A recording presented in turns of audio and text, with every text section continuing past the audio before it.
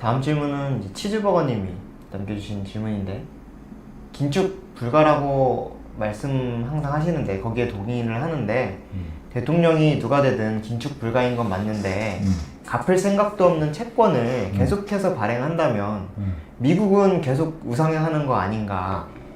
네. 아니요. 그게 이거 아주 중요한 질문을 주신 것 같아요. 일단 긴축 불가라는 거는 이런 것 같아요. 제가 긴축 불가라고 표현을 한 적은 없고, 근데 그걸 그렇게 받아들이신 것 같은데, 긴축을 불가한 게 아니고, 하려면 할 수 있죠. 자기들이 정말로 인플레가 다시 온다거나 뭐 할 때 기준금리를 막 그 인플레이션 70년대 스타일, 폴 볼커 스타일로 금리를 올린다면 정말 엄청난 디플레이션이 오겠죠. 그렇게 올리고 그걸 유지를 한다면. 네. 그래서 장기금리도 아예 단기와 똑같이 같이 끌어올라지게 한다면, 그렇게 되면 인플레이션을 걱정할 게 아니라 그야말로 진짜 디플레이션을 걱정해야 될 수도 있겠죠. 왜냐하면 부채가 지금 너무 많으니까. 근데 그 결과가 아마 굉장히 두려울 거예요. 부채가 너무 많아서 그거를 제 생각에, 제가 정부 담당자라고 해도 그냥 막연히 생각했을 때 그걸 그 정도까지 해서 뭐 예를 들어서 진짜 기준금리를 막 쉽게 말하면 다시 인플레가 왔는데 막 인플레이션이 뭐 한 7%, 8%까지 간다고 쳐봐요. 네. 정말 기준금리를 뭐 한 진짜 최소 한 9%, 10%까지 올려야 된다라고 생각을 하는 사람이에요, 저는. 그리고 연준이 보유하고 있는 자산도 다 사실은 정리를 해야 된다, 빨리. 한 번에 그냥 자꾸 막 질질 끌지 말고. 근데 그런 거를 사실은 안 하면서 연준이 잘하는 건 뭐냐면 시장에 겁을 주는 걸 잘해요. 그러니까 굉장히 정직한 방식으로 안 하면서 겁을 주는 걸 잘한단 말이에요. 그러다 보니까 시장은 자꾸 그거를 인플레이션을 무서워해야 될 때 오히려 연준은 제대로 그렇게 긴축을 하지도 않는데 디플레이션을 무서워하고 그러다 보니까 유동성이 내려와 있는 게 아니라 이렇게 많은 상태에서 장기금리가 낮게 유지되니까 자산 가격의 멀티플을, 낮은 턴 프리미엄이 자산 가격의 멀티플을 받쳐주고 막 이런 상황이 생기니까 주식 가격, 부동산 가격 다 비싸고 금 가격 다 비싸고 이러니까 사람들이 소비를 하는데 전혀 문제가 없고, 그러니까 노랜딩적인 경제 지표들이 계속 나오고 이런 거란 말이에요. 그럼 이렇게 되고, 그럼 반대로 이런 식으로 계속 유지가 되고 자꾸 채권 찍어서 돈을 쓰면 미국의 주식은 계속 갈 수 있는 거냐는 당연히 아닌 게, 그 임계점이라는 게 있다라는 거. 그러니까 제가 계속 하고 경고 비슷하게 한 거는 좀 빠르긴 한 것 같아요. 제가 좀 빠른 경향이 있습니다. 근데 결국엔 제가 확실히 얘기할 수 있는 건 그런 상황이 계속 이어질 거라고 저는 생각합니다. 트럼프가 당선이 되던 카멜라 해리스가 당선이 되든 재정 지출은 계속 재정 지출 엄청 쓰고 누가 되든 국채 찍어서 돈 쓰는 거는 유지가 될 거예요. 다만 누가 된다고 하더라도 과거처럼 그 국채를 찍은 걸 막 발행하는 국채를 연준이 사주는 정책, 연준이 돈을 찍어서 사주는 정책, 양적 완화라고 하죠. 그거는 하기가 쉽지 않을 겁니다. 누가 되든. 트럼프가 되면 나중에 하라고 겁박을 할 수는 있는데 쉽지 않을 거예요. 왜냐면 인플레이션이, 고삐 풀린 인플레이션은 불과 몇 년 전에 겪었기 때문에, 그리고 여전히 인플레이션이 연준의 목표보다 한참 위에 있기 때문에 그거를 할 명분이 없습니다. 맞아요. 그죠?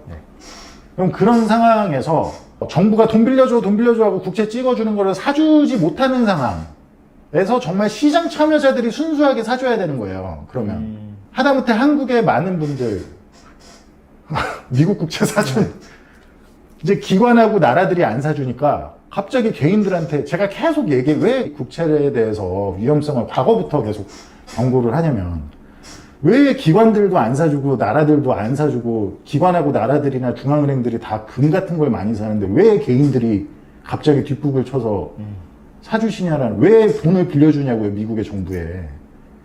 그러니까 그거에 대해서 제가 계속 좀 교육 아닌 교육이 됐으면 좋겠는 마음에 계속 얘기를 하는 건데, 지금도 계속 장기채 사야 된다 하는 분들 되게 많죠. 오히려 장기채 금리가 진짜 떨어진다면 그거는 앞으로 주식시장이 얼마나 더 불붙게 할지 저는 모르겠어요. 진짜로. 모든 위기는 장기금리가 오르는 상태에서 올 겁니다. 그러니까 자, 다시 그래서 질문으로 돌아가자면, 그럼 연준이 파이낸싱을 못 해주는 상황이라면 앞으로는 과거와 다르게 이제는 파이낸스 돈 찍어서 그냥 미국 정부가 채권을 얼마나 발행하든 무한정으로 사주고 이거 못하는 상황이잖아요. 그런 상황에서 그럼 계속 돈을 쓴다. 그럼 장기 국채 투자자들이 아무리 개인분들이 지금 뭐 한다고 해도 기관 사람들도 얼마나 많으면 또 개인분들도 그런 걸 계속 지금 이제 저희 채널 보시는 분들도 다 알고 웬만한데 이제는 제가 처음에 얘기할 때랑 다르게 이제는 많은 분들이 좀 안단 말이에요. 네. 그럼 그거를 계속 냅둘까요? 들고 있을까요? 아니죠. 가격은 계속 떨어지고 장기금리는 계속 오를 텐데 네. 최근의 추세처럼 네네. 그럼 장기금리가 엄청나게 어떤 순간을 넘어서 그걸 채권 자경단이라고 하는 건데 어느 순간에 크고 빠르게 오르는 경로가 생긴단 말이에요. 그럼 제가 계속 얘기했듯이 주식이라는 것도 채권만 수익률이 있는 게 아니라 주식도 수익률이 있어요. 주식도 수익률을 우리가 그러니까 이익 수익률이라고 하는 건데 어닝스 일드죠. 과거에 많이 제가 설명을 했습니다. 이거는 다만 지금 저희 채널 보시는 분들이 모르시는 경우가 많을 것 같아서 주식도 수익률이라는 게 있어요. 예를 들면 S&P 500이 지금 뭐 PE가 포워드로 뭐 예를 들어 25다 라고 하면 4%를 주고 있는 거. 4%를 그냥 대략적으로 100에 20 역수입니다. PE의 역수예요. 100 나누기 25 하시면 돼요. 그러면 한 4% 정도를 그냥 대략적으로 러프하게 기대할 수 있겠구나라고 약간 좀 생각하는. 그러니까 10년물 금리가 지금 4%다 하면 앞으로 10년 동안 지금 사면 4%씩 받을 수 있는 거구나. 네. 이것처럼 포워드 PE가 예를 들면 사다. 네. 주식도 이제 역수로 했을 때 그럼 앞으로 수년 동안 뭐 장기 동안 한 이 정도 지금 투자하면 연에 4% 정도를 뭐 할 수 있는 거구나. 근데 장기 금리가 그렇게 어느 순간 임계점을 넘어가면 어쨌든 간에 장기 국채라는 거는 원금 보장이 되는 자산이잖아요. 네. 무위험 자산이잖아요. 명목상으로는 맞아요. 뭐 만기까지 기다릴 수만 있다면 맞아요, 10년이든 20년이든 30년이든. 네. 근데 주식은 아니란 말이에요. 완전히 위험 자산이죠. 주식은 채권에 대한 리스크 프리미엄이 한참 있어야 된다고요.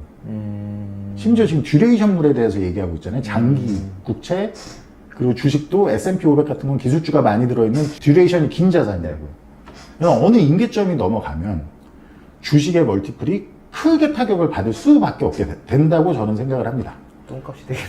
아니 근데 물론 그것도 주식단에서 경제가 계속 명목상으로 강하게 나와서 이익이 정말로 주식의 이익에 대한 어닝이 엄청나게 성장할 거야 라는 기대가 계속 유지가 된다면 어느 순간까지는 괜찮을 수 있어요.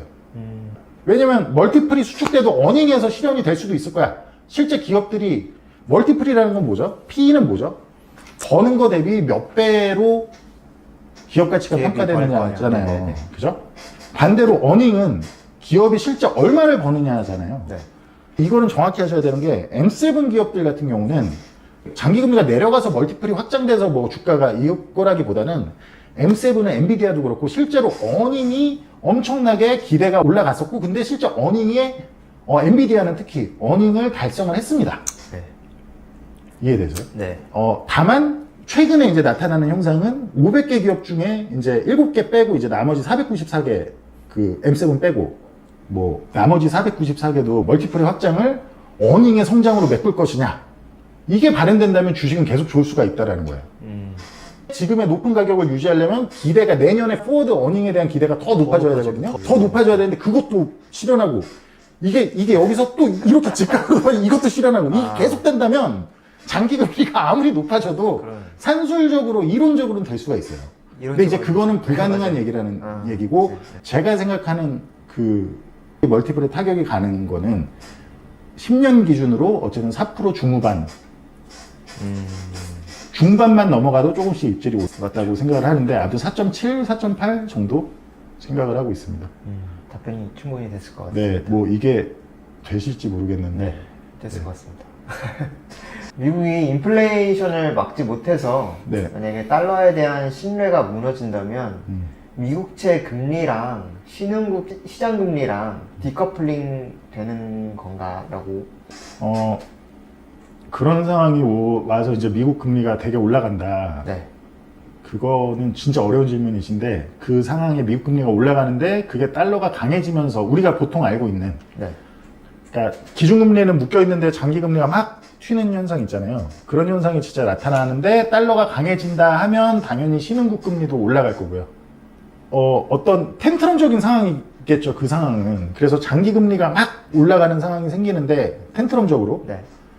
근데 반대로 달러가 약해진다. 네. 그 말은 정말로 인플레이션이 심각하다는 얘기고 미국에 있는 모든 자산, 달러 기반의 자산에서 탈출하기를 원한다는 얘기거든요. 장기금리가 높아지더라도 장기금리가 높아지니까 미국의 장기국채가 매력적이야. 이젠 가격이 더 싸져서 매력적이야 하고 사람들이 살려는 게 아니고 아무리 더 높아지더라도 인플레이션이 더 두려우니까 미국 채로부터 도망쳐야지라는 상황입니다. 그거는.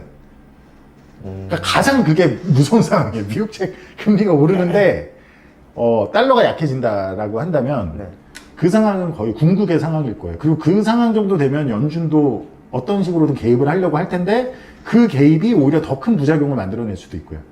아무튼 아까 질문 주신 거에는 미국채 금리가 올라가는데 달러가 강해질 때는 어쨌든 달러나 미국에 대한 신뢰는 살아있는 거기 때문에 그때는 신흥국의 금리도 같이 올라갈 거라고 저는 생각하고 근데 반대로 미국채 시장 금리가 막 장기 금리가 뛰는데 달러까지 약해지면서 뛴다. 그것도 막 그런 상황이 동반이 된다. 그때는 신흥국 금리는 괜찮을 겁니다. 그렇게 생각을 하시면 될 것 같아요. 그러니까 미국 채권이나 주식뿐만 아니라 그런 데서 나오는 자금들이 어딘가는 가야 될 거야. 미국의 인플레이션이 네, 그렇죠. 정말 네. 무서워서 나오는 자금들이잖아요. 네, 네, 네. 그럼 그게 채권을 하던 쪽은 어쨌든 신흥국 채권이든 뭐든 가야 되는 거고. 그죠? 전에 그 말씀해 주셨던 브라질 그 사태랑 비슷한 건가요? 브라질 국채가 네네, 브라질. 예를 들면 네네. 브라질 국채가 2011년 조금 얘기는 다른데 이런 거예요. 다른 브라질 거예요? 국채가 2011년에 한국에서도 제일 많이 팔렸어요. 제일 많이 팔리고 이자 많이 준다고. 네. 브라질이 그때 이자 많이 줬죠. 지금도 많이 네. 주고 브라질은 보통 이자를 많이 줍니다. 많이 준다고 했는데 그때가 브라질 헤아라의 가장 고점일 때였어요. 근데 이제 그 뒤부터 헤아라가 계속 빠지면서 근데 이제 좀 브라질 그때 케이스하고는 다른 게 브라질은 2011년부터 실제 거의 투자한 분들이 굉장히 안 좋았어요. 왜냐면 헤아라가 엄청나게 빠졌습니다. 네, 달러 대비로. 맞아. 원화 대비로도 70%, 80% 이렇게 빠졌으니까. 근데 국채 가격 자체는 오르긴 올랐어요. 금리는 낮아졌어요. 시장 금리는. 네. 근데 그것보다 헤아라가 훨씬 크게 빠졌기 때문에 10년을 기다리셔도 원금을 못 찾으신 분들이 되게 많았습니다. 그게 달랐네요. 네, 10년을 그냥 진짜로 어쩔 수 없이 원금 손실이 크게 나신 분들이 많았어요. 다만 가격 자체는 올랐다는 얘기죠.